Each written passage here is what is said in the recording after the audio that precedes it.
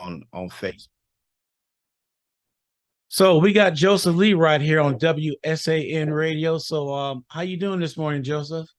Yeah, pretty good. Just running a little bit behind schedule. So sorry running late to everybody. But Yeah, well, it happens. We got those things that happen. It's nothing we can do about it. It just is there. So, is it but other than that, there is one question that I got for you. what's that? And a report came out the other day about how they're going to start testing our kids for anxiety. Mhm. And I'm trying to figure out, okay, I don't know if that's a bad thing or a good thing, to be honest with you. Mm. So that's I don't know. Well, I guess it depends on, you know, the motivations. I haven't heard much about that study, but I know that kids definitely suffer from anxiety, Yeah, and definitely from different environments, and it could be a great thing because it could push some kids to at least be aware of what anxiety is. There should hopefully there'll be some education to go along with that and how to manage it. And it may force some kids to get some help that need the assistance. I did a thing back years ago called Hidden PTSD, and with kids in the inner city environments, lower SES environments, and a lot of kids that have seen some traumatic things are acting out in school because they're locked into that lower rung of Maslow's hierarchy of needs, right? And yeah, those of us that have come through and been in those environments when we were younger, we know it's a lot harder to focus at school when you're stressed about what's going on at home, right? Or you yeah, don't have you're seeing abuse, you're seeing, you know, violent things in the community. So, there's definitely some advantages that could come out of that. But I'm wondering what they're going to do with it. That's the thing. What if once you test children for anxiety, and also is this something that the parents have any say in? I do believe your child, anything that goes on with your child, testing wise, parents need to be 100% in the know, and anything to do with psychology, or anything like that, they need to have permission to do that. yeah. But So, my deal, the only problem I'm gonna have with this is the pharmaceutical company going to be involved with this, start pushing medication to the kids? That's my biggest fear, because it seems like everything is cured with a pill and it's not. well, a lot of things uh, in terms of anxiety and whatnot don't have to be treated with medication, right? I'm a cognitive behavioral therapist.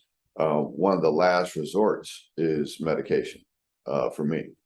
We try a lot of other things. So when it comes to anxiety, I believe that, especially with kids, or especially, ADHD, a lot of times that kid is just active, right? And the child needs to be involved in a few extra things. We used to run, it's amazing.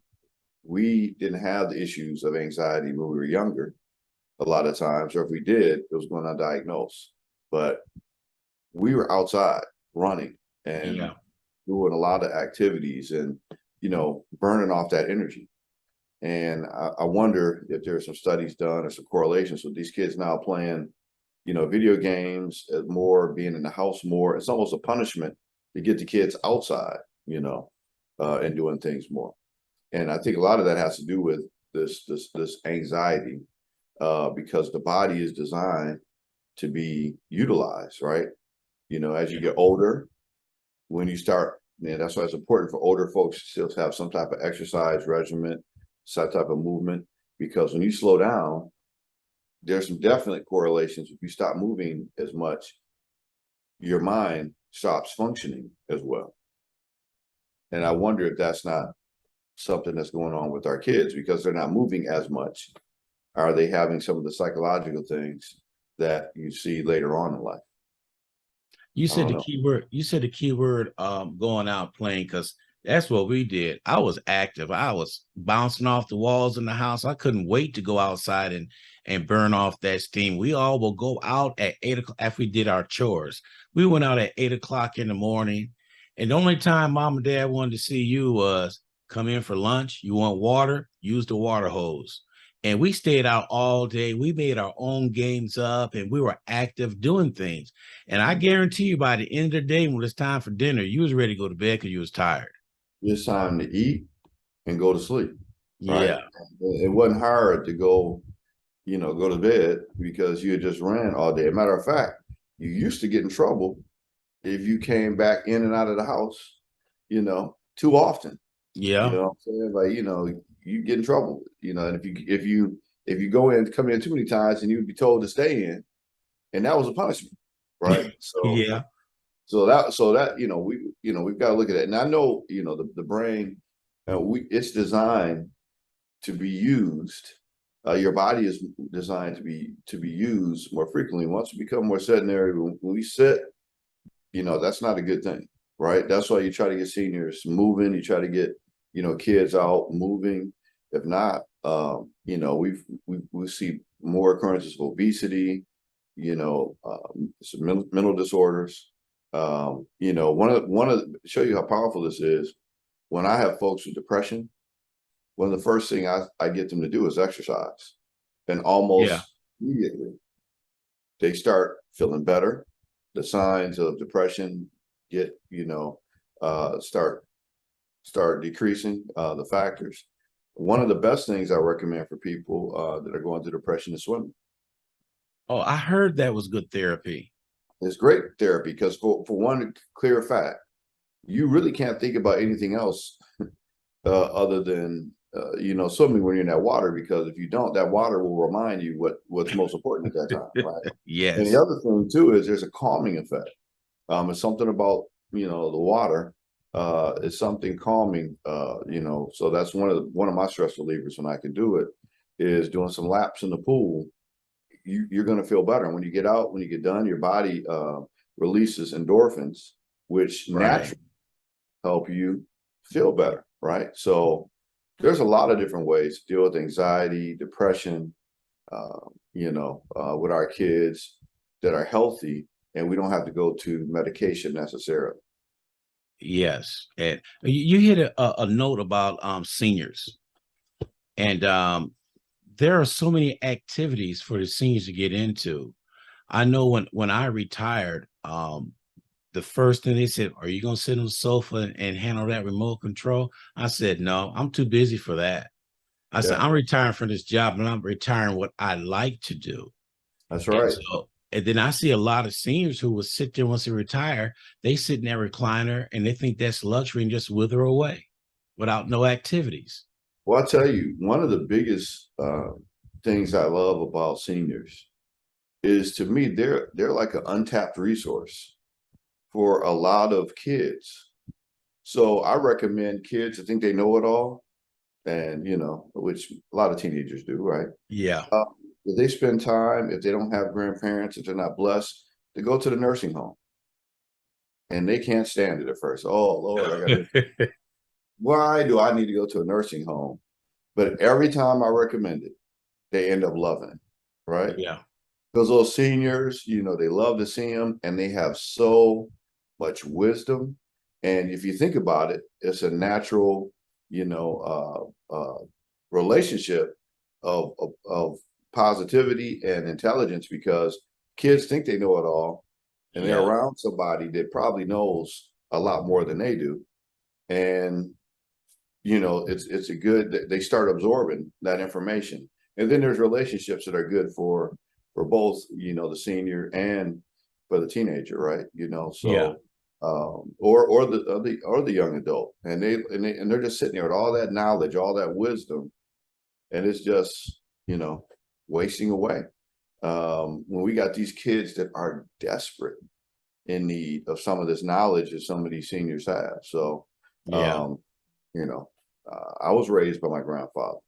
and there's a lot of lessons that I still hear to this day in my head, based on what he says about spinning his wheels and keep on trucking. There's so many Oh things yeah. that he would say that, were loaded with wisdom. And if you just applied it, your life goes a different trajectory. But we've got to instill one thing that we are getting away from, because seniors, they can't tolerate that if you don't have it, which is respect. Oh, you said it. You A said lot it. of these kids, I don't know, parents, I'm telling you, you are setting your children up for failure if they don't have respect. Exactly. And And the old people don't play either. oh yeah, they won't deal with you, man. I mean, one of my mentors told me the reason he invested so much wisdom into me was because I listened. Yeah.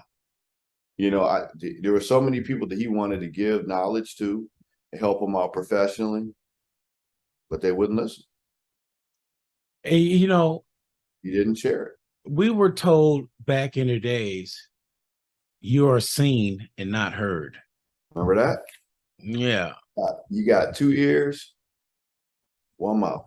You're Yep. supposed to listen twice as much as you talk. All those lessons, all those lessons. And, to be honest with you, I took it to heart when I was around adults, because I was the only child. So I learned so much about my life, about life, by just listening to conversations I probably shouldn't have been listening to, you know. And that's a good skill to have, to be observant, to be situationally aware. There's so many things. If you look back at your life and look at the things that we were doing or not allowed to do, there's so many things of wisdom and things that we do instinctively. When we get to work in a new situation, we observe. Where do we get that from? It's how we were conditioned. We're in a new situation. You're around authority. You listen. You're respectful. I'm gonna tell you, it's almost, you check the correlations of people that don't have that respect, don't know how to respect, don't know how to listen. Look at how they perform in a workplace. Yeah. And And, if you're having a hard time keeping a job, it might be because you weren't doing the job at the house with your parents. That is a good point, because I turned around, I listened to people talk, and there was an incident at one job where this lady thought she knew everything. You couldn't tell her anything. She knew everything. And when you try to tell her, I got it, I know it, I know it. Then when it came time for her to be one-on-one to do her job, she couldn't do it. She turned around and looked for help. Nobody did anything for her because she brushed off everybody. Then she had her audacity to get upset because nobody helped her. So the boss brought her in the office, and I'm nosy. I want to know what happened, and found out that the boss told her they offered help to you every day. You wouldn't take it. You knew everything, and this is what happens. And she told her the same thing that my parents said: in order to be a great communicator, you have to be a great listener. And she was not listening to everything. She knew everything. Well, you know what? She didn't last long in that job. And then she didn't last long in any of her jobs. So me, myself personally, if you like that, it's time for you to open up your own business where you be your own boss. So if you want to yell at somebody, yell at yourself. Now, No, Ron, I know. I just had to say don't put that. don't put people out there like that, man. If you listen, you better know how to listen if you got your own business. Because if you don't listen to them customers, it's going to be a grand opening, grand closing real quick. You know what I'm saying? So you Yeah. better know how to listen. Really, it's an essential skill, right?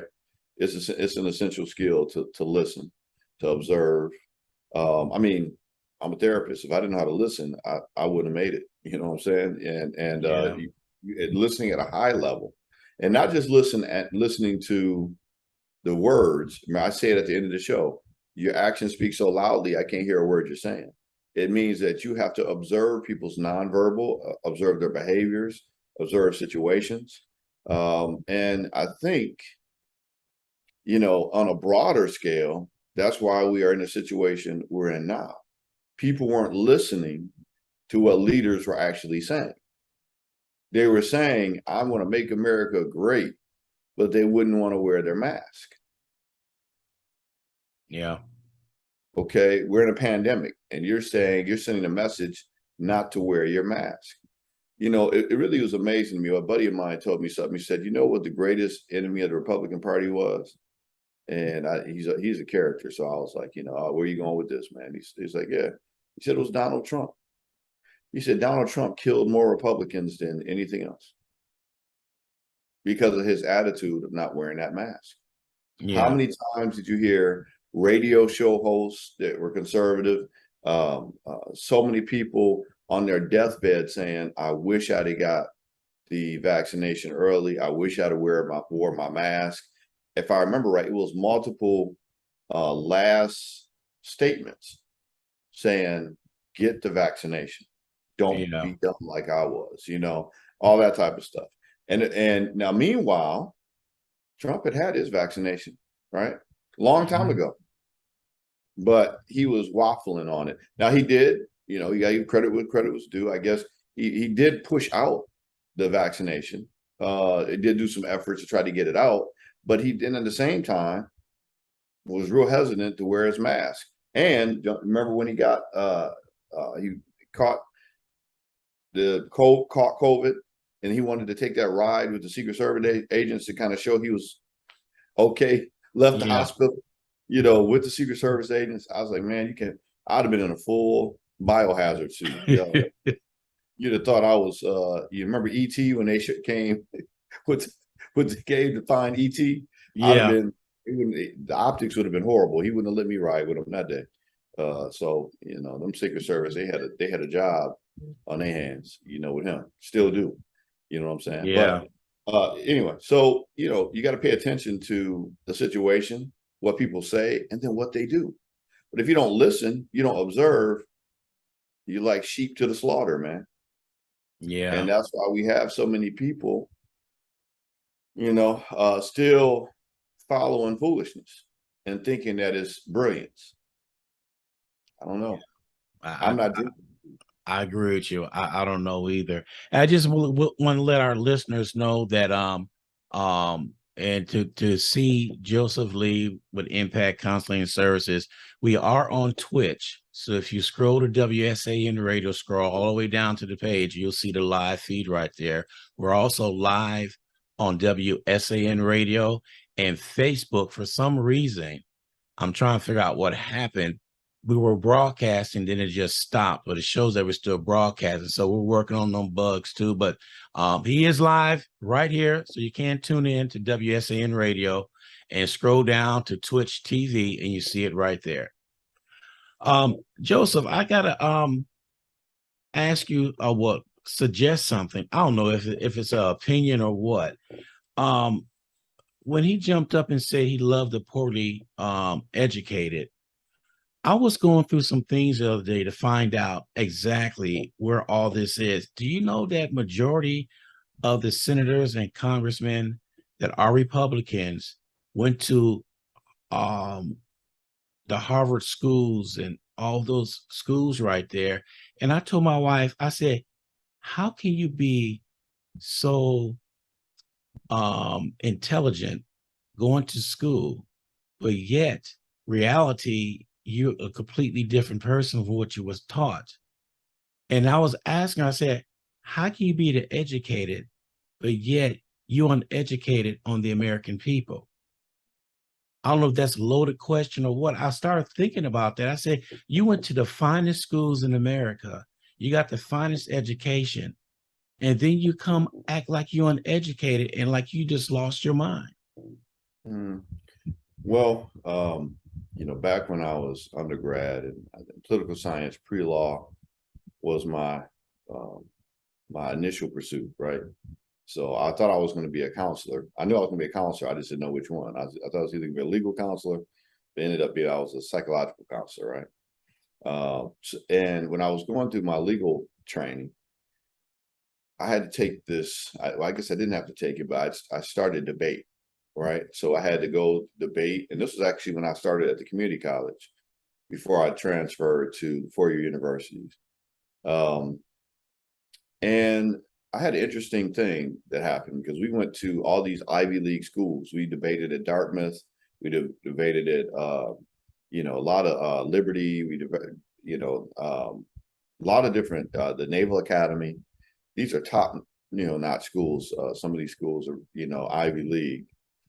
And what was interesting is that when in debate, you had to actually, you didn't know if you were going to run, I think it was called affirmative or the second was, or defensive.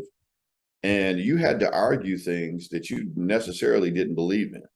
Yeah. And you had to win. It didn't matter if you believed it or not. It mattered if you could prove it or put holes in what the other people were saying. I mean, to kind of edit it down. So you got to understand something. Most of the people that are in Congress or senators, they were lawyers, a lot of them. And they learned that it doesn't really matter what you feel or what the right thing is. It matters what you can prove or put through. All right. So that's why you can have somebody like a Mitch McConnell that flips flops every time, the cause, kind of pursues it. Yeah. When, and that's what we have in there. So it's about, and I heard somebody say it, for some parties, it's just about power. It's not about legitimacy. It's not about what's right. It's not about any of that. I do know that if you look at their paychecks, they've been constantly getting raises. Oh, Right? because they vote on raises. Yeah, they voting for their own raises, while most folks are, getting overtaxed and struggling. Yeah. They seem to be doing great. They got the best health care. They got the best, they get, some of the best pay for, I don't know what. And here's the thing, for the things that pass, for the work that they actually do,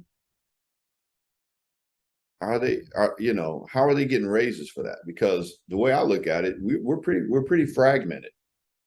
If your job is to work together for the benefit of the American people, nobody seems to be too happy with the way things are. But why do they keep getting raises? That's the only job I know that you can continue to do it wrong and still continue to get raises. And it's the only job that those two get together, both parties get together and vote themselves for a raise. It's So, amazing how money can bring people together. And then after that, girl, it's over with. It doesn't make any sense. well, I think that kind of answers your question. How is it that they continue to disassociate themselves from what we want, but they keep padding their pockets, which is obviously something they want? So, here's a concept. You get paid based on the work that you do. Nobody Like, be in office. exactly. Or the right people would be in office, right? Yeah. So if it was a performance-based government, then maybe we'd be on to something. You don't get any raises until you get the majority of the American people thinking that you're doing a satisfactory job. That'd be real easy to figure out, but nobody's talking about that.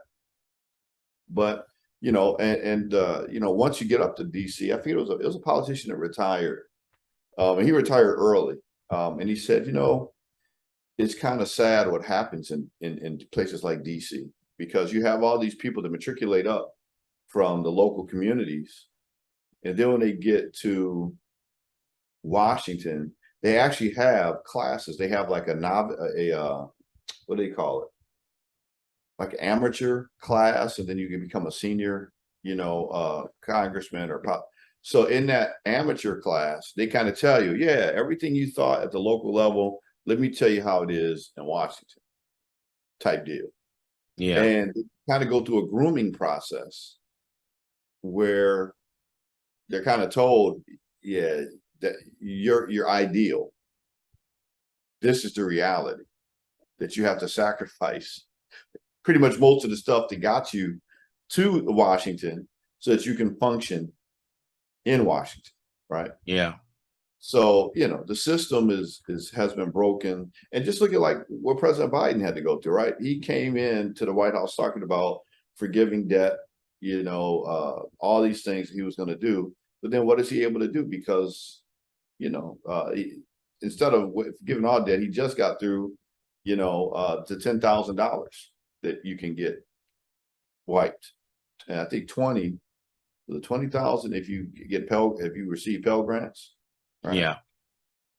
But what do most people owe in school loans? A lot more than that. A lot more than that. So, that's kind of the hustle, right? You put all your hopes and dreams into a candidate in terms of what you want economically, politically.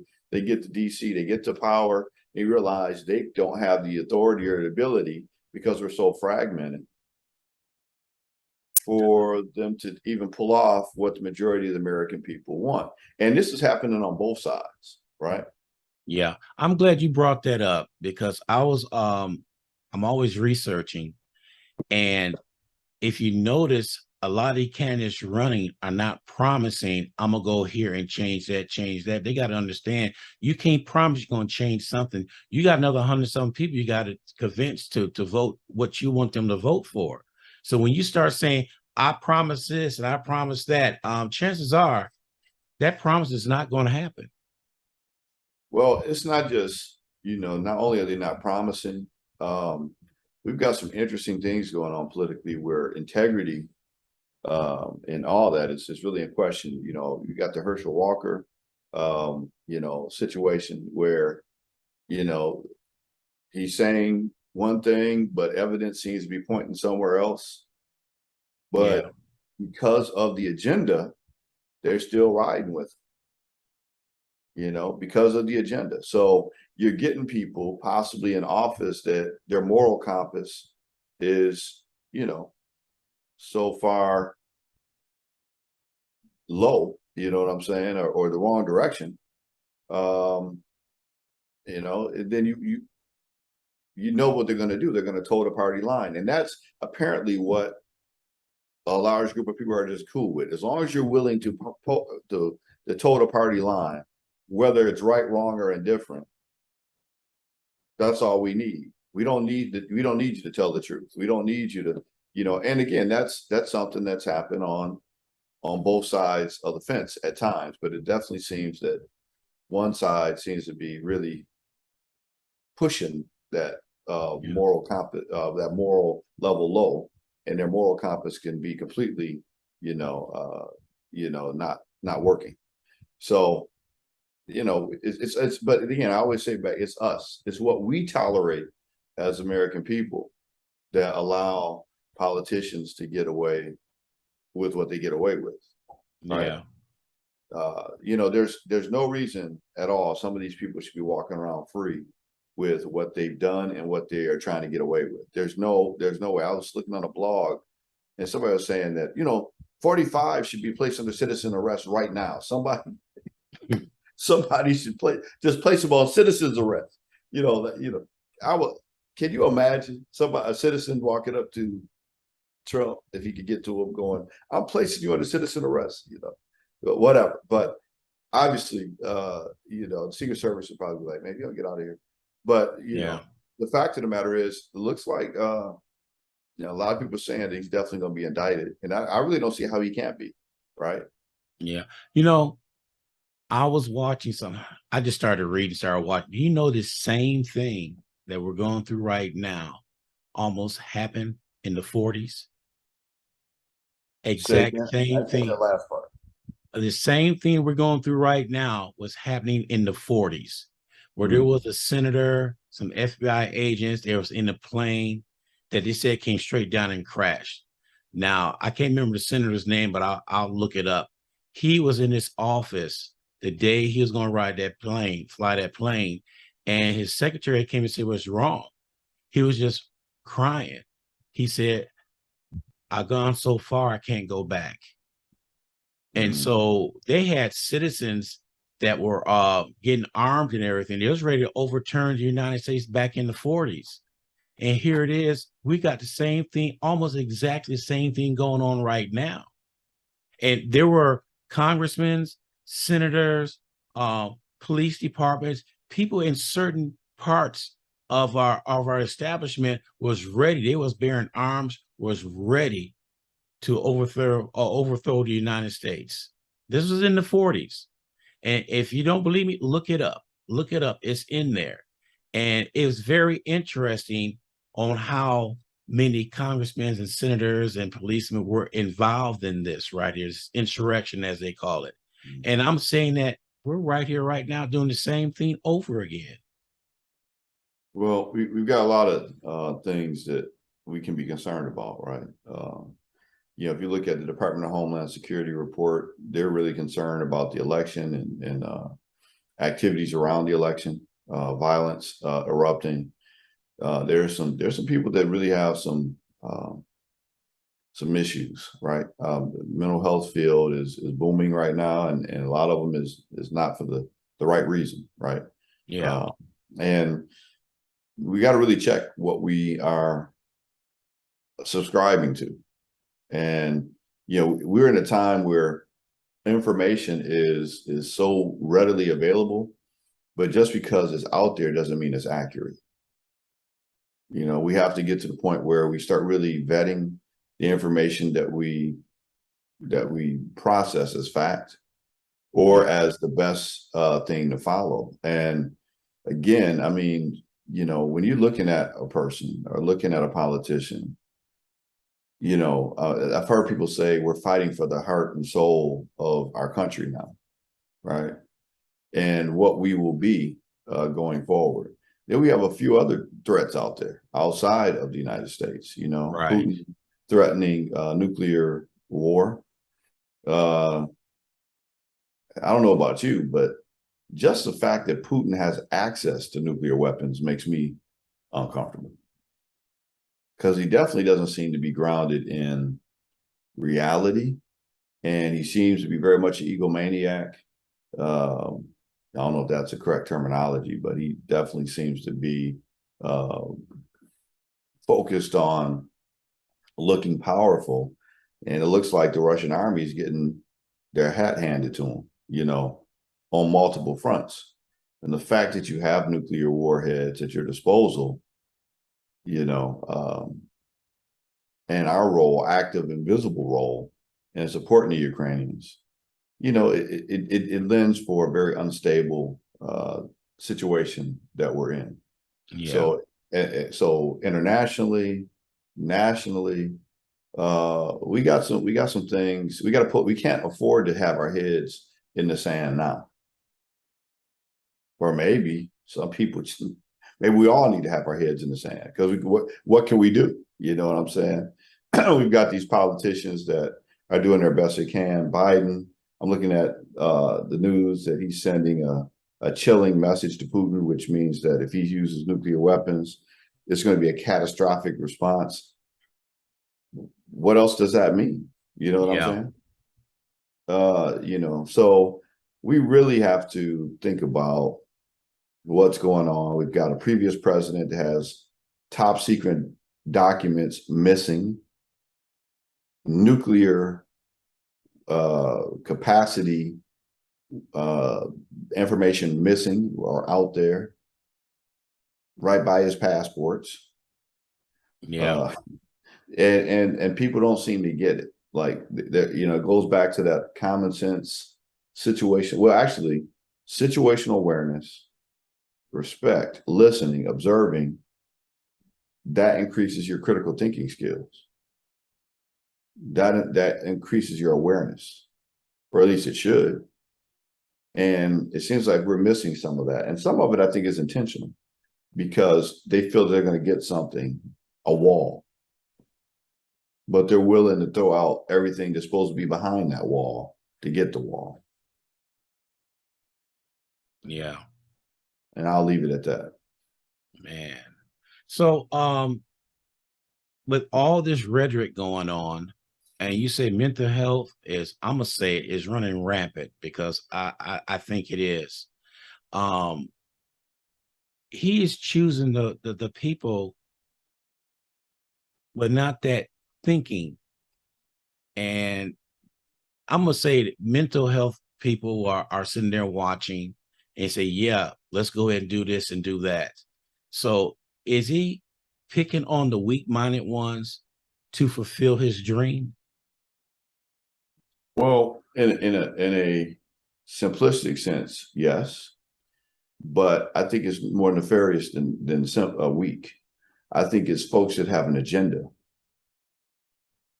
and the agenda um, of possibly power hoarding, self-preservation of their ideals on what they believe the United States should be, and playing off the fears, phobia, and greed.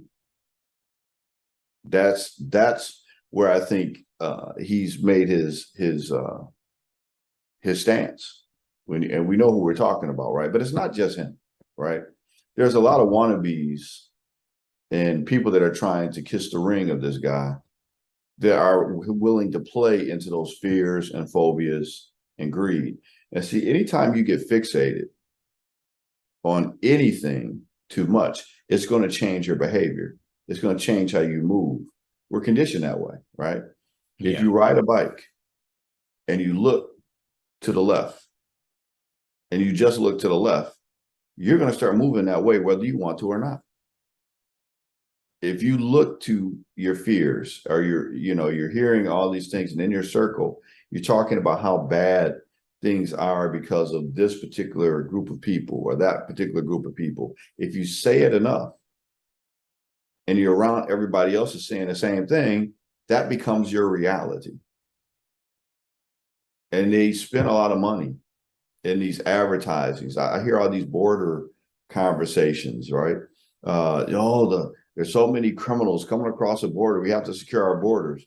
Well, we found this show many times talked about the enemy that we're growing right in our homes. Yeah. These active shooter situations and all that. These aren't people coming from across the border. This is Johnny and Mobby and all that sitting right here in our homes being raised by parents that are absent when they need to be present and watching what these kids are becoming. And then we're surprised when they turn 18 and do horrific things. Well, we had 2 years of a pandemic and there was not a lot of access to a lot of mental health in some of these areas. Case in point, Uvalde. That's why, when I went there and I saw the efforts, and I'm applauding a lot of the efforts they're trying to do now for mental health. But what about all the other areas and all the other kids that didn't have access to quality mental health options? Yeah. But had an influx of access to weapons. I told you about a couple weeks ago. I went to a store. They had a M15, M16 with a silencer on it. And that's how they were trying to sell it to me. Hey, they got the silencer on here and it has no serial numbers. It's untraceable. I'm going, what? This is the selling point. You know what I'm saying? So how does that happen? Greed, fear. Abbott thinks it's unconstitutional to keep an 18-year-old, Governor Abbott, that is, here in Texas, thinks it's unconstitutional to keep an 18-year-old with all these situations that have gone on. He thinks it's unconstitutional to keep an 18-year-old from getting and purchasing a AR, automatic rifle. So greed, fear, phobia, it's all right there, right? Mm. And we're and I don't know, man. The Second Amendment, is that what they always talk about in terms of the right to bear arms? Right. Right. Again, that technology back then was a musket. We're light years away from that. And we haven't really amended it much or changed it. So, so who's motivating that? Well, look at how much the NRA has given Abbott. and his campaigns.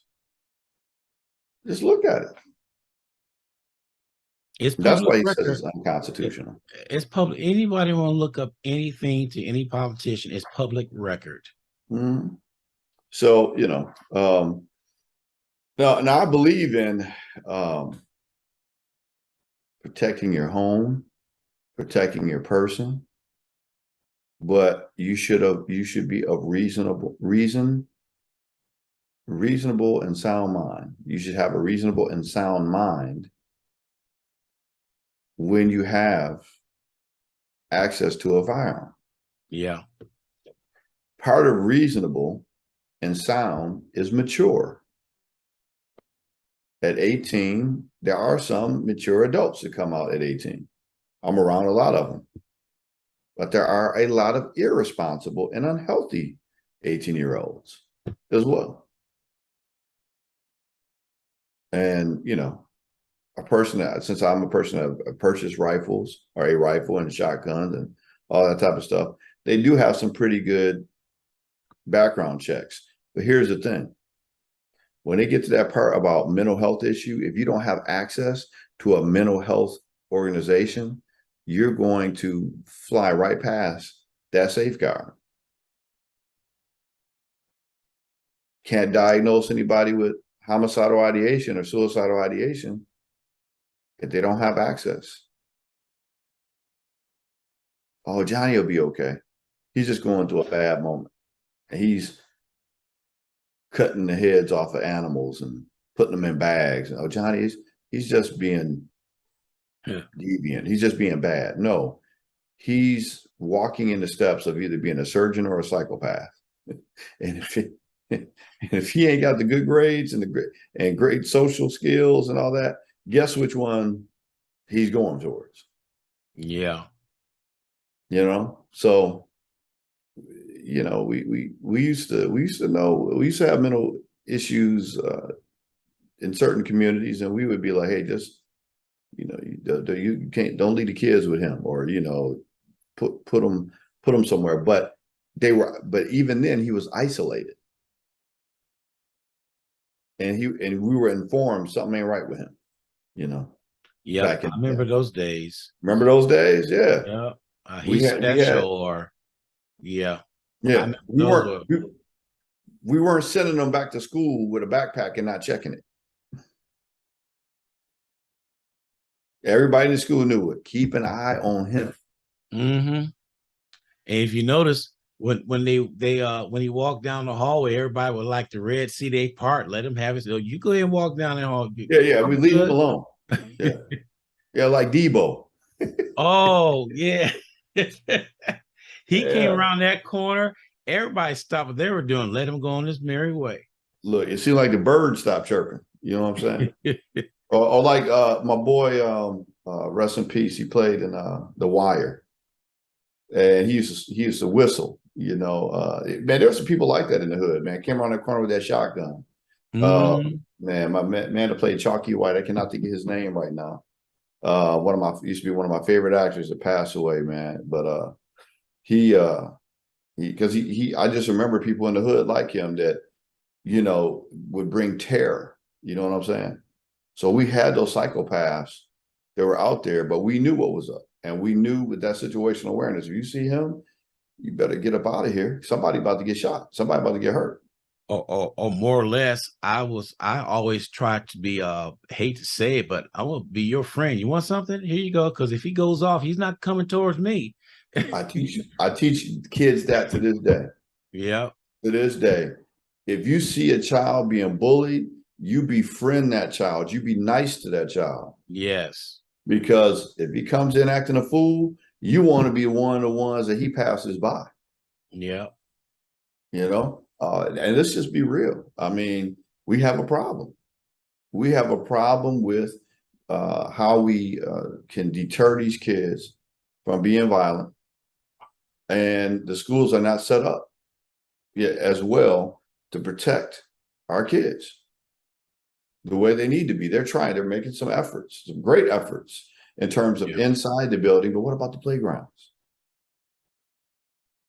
What about the open campus schools where you have to go outside to go from building to building? True that. You know, these are things that, you know, working in the schools and for as many years as I have, that stay on my mind. And I just thank God that now we're starting to see, you know, now I'm seeing schools put more police officers on campus. But see, I'll be honest with you. I can't say the name of the school, but back in the day, I was in Florida, and it was a school area that there, and they had some violence, and we had a sheriff back then in the school. And he had a conversation because he was scared. He was concerned about the last day of school because we had some threats of violence. There was some racial stuff going on in this school. Yeah. And that sheriff told a couple of us that he might need some help. And I'll leave it at that. Mm, mm. Because he knew the response time was possibly going to be lacking. So he needed to have some help. So, and he positioned us where we needed to be. There were the weak spots of the schools, and thank God the end of school went off without a hitch. But we were in a rural area. Yeah. Right. So this isn't a new concept. This was right after Columbine. Then I remember as an educator when SWAT in the summer went through our school.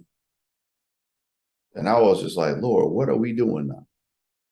Mm. So this isn't a new narrative, right? But we have to understand that we're asking a lot of our teachers. My heart and prayers go out to teachers every year. I think they should get some tax breaks. They should be getting some raises. These are the folks that are educating our future. And we're asking too much of our educators. I have multiple teachers that I know are phenomenal. These are the teachers that will go out and buy extra things for the kids, will sacrifice, and they are leaving the field. They've had it. Yeah. So who's going to be left? And to those teachers that are sticking it out, my hat's off to them. I love watching the show right now. Oh my goodness, they just won all these awards. Yeah, I know what you're talking about. I'm trying to think of it right now, but Is it Adam, or I can't think of the name of it? oh, we got to figure that out, man. I know what you're talking about. Because actually, be honest with you, that is it's funny, it's some comedy stuff, but it's a very accurate depiction of what goes on in a lot of schools, man. A lot of inner city schools, especially. Abbott Elementary. Abbott, okay.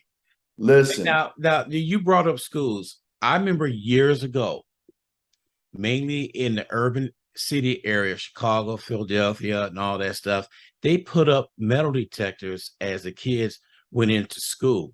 People were laughing. What you need that for? What you need that for? Why you need a metal detector? Knives, guns, all that stuff. And look at it right now. They laughed what was going on back then, and they need it right now. Yeah, man. I remember a couple schools that I went to that had the metal detectors. Yeah. You know, and I remember a couple parties that I went to in a couple cities in school. I don't put the cities on blast like that, but I'll just say it. You know, I was in Flint, and you know, before the water was bad, it was bad. You know, the water wasn't the only thing bad in Flint, put it like that. But you know, we went to I remember going to a couple parties, and weapons were pulled. So I stopped going. I had to stop going to the school parties. Man, the school parties became dangerous. You know, and I never forgot when I transferred from Flint to Grand Rapids. I never could understand why kids ran to the fights in Grand Rapids. In Flint, everybody ran away from the fights because more often than not, they were going to pull a weapon out in one of these fights in Flint. So that never changed all of my way when I graduated from high school in Grand Rapids. people still would rush to a fight. Like, man, they about to fight. I'm like, y'all go ahead. I don't want to watch that, be a part of that, because 9 times out of 10, if somebody got shot, it was not the people even in the fight. It was the people standing around watching the fight. Exactly. So I had a whole different mindset.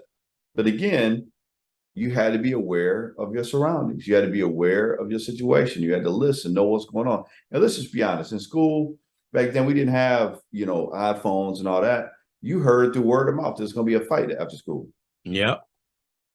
And you made a conscious choice either to go be around that fight or take your butt home. And then I'm gonna take you way back. Sometimes there would be spinoff fights. Yeah. Remember You're that? right about that. Yeah, it'd be a main event, right? But unlike the title fights, it would be the main event would go first, and then the other fights would happen after that fight. And it's just we really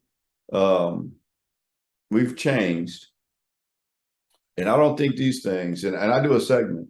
I think I'm gonna do that when I get to my YouTube channel on the effect of these things on our kids. Yeah. They got a song out, Two Phones, right? I got two phones. I don't know why that's such a popular song, man. I don't like having two phones. I really don't. But apparently, if you're in the wrong thing, that's a sign of, prosperity to have two phones. Those of us that are working, two phones means there's two opportunities for more work. You look at once, oh boy, that's my work phone. It's after 5 o'clock. I ain't answering that. Yeah, that one. I make sure my voicemail works very well on that one. Yes. Past 5, 6 o'clock. Hey, I'll catch that in the morning, and you look at that phone and be like, okay, what messages do I got? Okay, yeah. Whew, nothing. But, all right. But one thing I told my kids growing up, and I once we had a cell phone also, I said, even when I had a pager, I said, if you call and I don't answer and you call right back, I know this is emergency. So that was our code right there. So if they called and called right back, okay, hold on, I got to take this call. And I told my kids, it better be a body part falling off, you bleeding, or the house on fire or flooding. I said, those are emergencies. Don't call me when I know what's for dinner. You got to qualify it, man, because you will get called on a regular basis. What you doing? Yeah, I'm working. Yeah. What time you coming home? The same time I come home every day.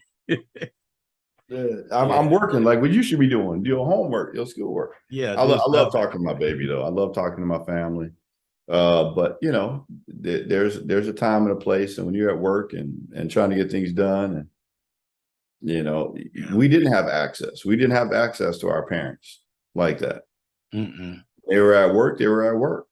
That's right. And when you heard that garage door go up or that door open, that was when it was time for you to, engage with your family. And that's very important. And I do want to bring up this point because I think this is one that we can go into the logic of that more at another time, whatever. But I do think families have to get back to doing some dinner talks, having family dinner, sitting at the table.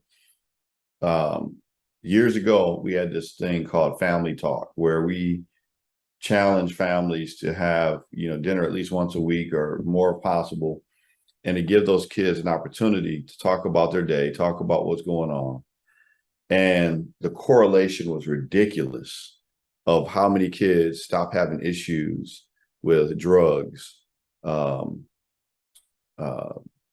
teenage pregnancy, issues at school, bullying. All of those things went down just from a simple thing of eating at the table and talking to your parents. Yeah. And the kids knew that I was going to have an opportunity to express, what's going on with my day, what's going on with me, and away from all those electronics and going into their electronic world and, disappearing from you. Yeah. So, I highly recommend, as much as you can, have a time for dinner, sit down, talk at the table talk, I think it was called, And it was amazing the results that we got from that one thing, to the point where it became like a regular recommendation. Yeah. You know, you find out what's going on, and so it takes a little while for them to understand what's going on. But a lot of times, you think about it, when people eat, they usually go to the kitchen and then they disperse, Yeah. right? So what went on that day? We're missing key opportunity times to catch when things are going off the rails. And then you're also seeing a message too that I don't necessarily care what's going on, as long as you come here and eat my food and go and get out my face. There you go. I So hear you. Okay, Jill. So we're gonna leave it at that. hey, there we go. Yeah, Sounds because good. this is my early day, but I appreciate it, and we'll get together down the line because I want to discuss with you some things on next week's show. Some things that came into me. Matter of fact, as we were speaking, but I'll decipher all that, get it all together, and send it to you because people are wondering about their kids and adults right now. So we'll get together on that. I'll send you all the questions. That's cool. We'll start them. A lot of these questions, obviously, we're gonna have to probably get into deeper on the YouTube channel, which will be coming soon. We're gonna be putting that together. I'll be talking to you about that. Okay. And we're gonna be launching the Impact YouTube channel as well. So that we got, and shout out to all the listeners out there. Love you to subscribe to the channel, and we'll get into more detail all these topics, because we, as you can see, time flies when we're having Yeah. fun.